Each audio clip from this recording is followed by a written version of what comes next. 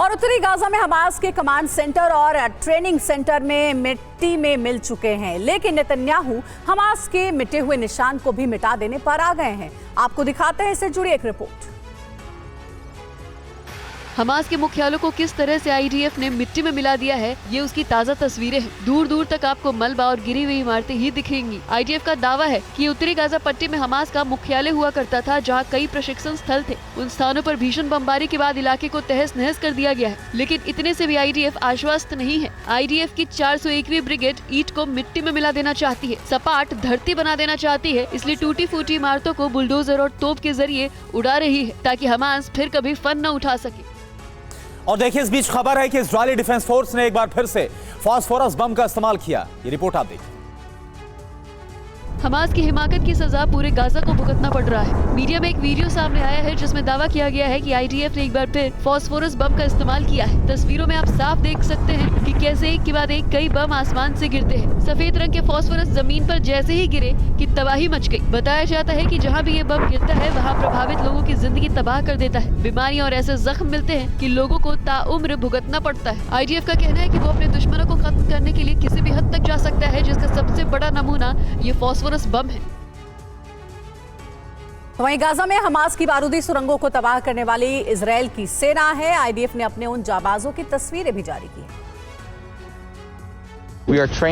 IDF की ये वो टुकड़ी है जिसने एक एक करके 200 सुरंगों के मुहाने बंद कर दिए, या फिर सुरंगों में घुसकर हमास के लड़ाकों की कब्रगाह बना दी। हमास को उसकी ही सुरंगों में हर चुनौती दी। आईडीएफ की कॉम्पैक्ट इंजीनियरिंग कोर की 1 LTA की टीम को गाजा में सुरंगों को तबाह करने की जिम्मेदारी दी गई थी। लगातार जमीनी ऑपरेशन को अंजाम दे रहे थे। इसके साथ साथ ही आईडीएफ के जमीनी हमलों के लिए रास्ता तैयार करने का जिम्मा भी इन्हीं को सौंपा गया था। इनकी कोशिशों ने उत्तरी गाजा पर कब्जे में अहम भूमिका निभाई है। इधर आईडीएफ ने लेबनान में हिजबुल्लाह के हथियार गोदामों पर भारी हमले किए हैं। इसका एक वीडियो भी इजराइल की तरफ से जारी किया गया है। इस वीडियो को लेकर कहा जा रहा है कि आईडीएफ ने भारी मात्रा में हिजबुल्लाह हथियार गोदाम को नष्ट कर दिया है। एयर स्ट्राइक में लेबनानी क्षेत्र में कई इमारतों को निशाना बनाया गया है। बताया जाता है कि आईडीएफ को इस बात की पुख्ता जानकारी मिली थी कि उन्हें तबाह करने के लिए यहां बारूद और हथियार छिपा कर रखे गए थे, जिसके बाद एक कई एरियल स्ट्राइक किए गए। हमले की चपेट में गोदाम के अलावा कई इमारतें भी आ गई, लेकिन आईडीएफ ने कहा कि उनकी लड़ाई हमास और उसका साथ दे रहे संगठनों से है, जो इसके अस्तित्व पर संकट खड़ा करने की लगातार हिमाकत करते रहे हैं। और हमास ने एक वीडियो जारी किया है जिसमें वो रॉकेट लॉन्च करने की प्रैक्टिस करते नजर आ रहे हैं।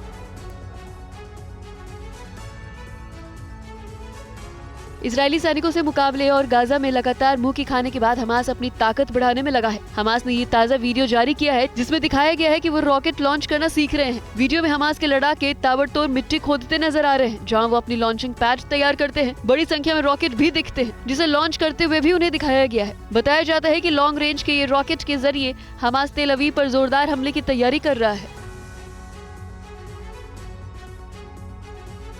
तो आईडीएफ भले ही हमास के खिलाफ ऑपरेशन को अंजाम दे रही हो, लेकिन हर ऑपरेशन के पीछे बेंजामिन नेतन्याहू का हाथ है।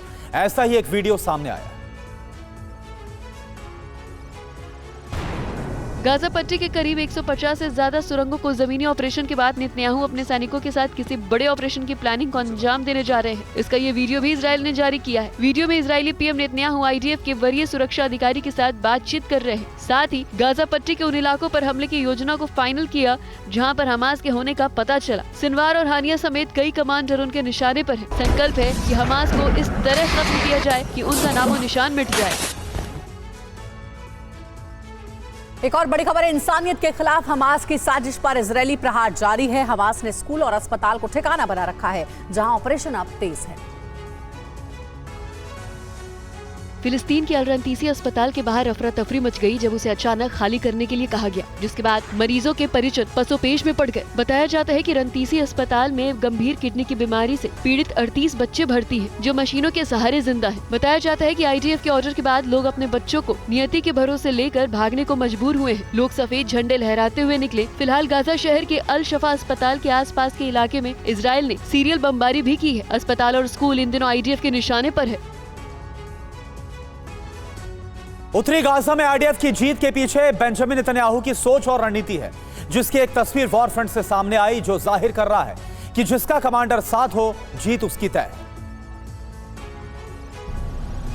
नेतन्याहू इजराइल के सैनिकों के साथ वॉर फ्रंट पर मौजूद है, कदम से कदम मिलाकर चल रहे हैं। हमास पर मिली जंगी बढ़त और गाजा में उखड़ते उसके पांव के बाद नेतन्याहू जोश में है। किसी भी सूरत में वो अपने सैनिकों के हौसले को कम नहीं होने देना चाहते हैं। नेतन्याहू ने कैंप रीम में फिर से खोले गए नाहल ओज शिविर का दौरा किया, जहां उन्होंने महिला सैनिकों और उनके कमांडरों के साथ बात की। नेतन्याहू को अपने बीच पाकर महिला सैनिकों ने भी उन्हें आश्वस्त किया कि वो आखिरी सांस तक अपनी मातृभूमि के लिए लड़ते रहेंगे। उन्होंने जमीनी ऑपरेशन के बीच शहीद हुए जवानों के प्रति अपनी संवेदना भी जताई।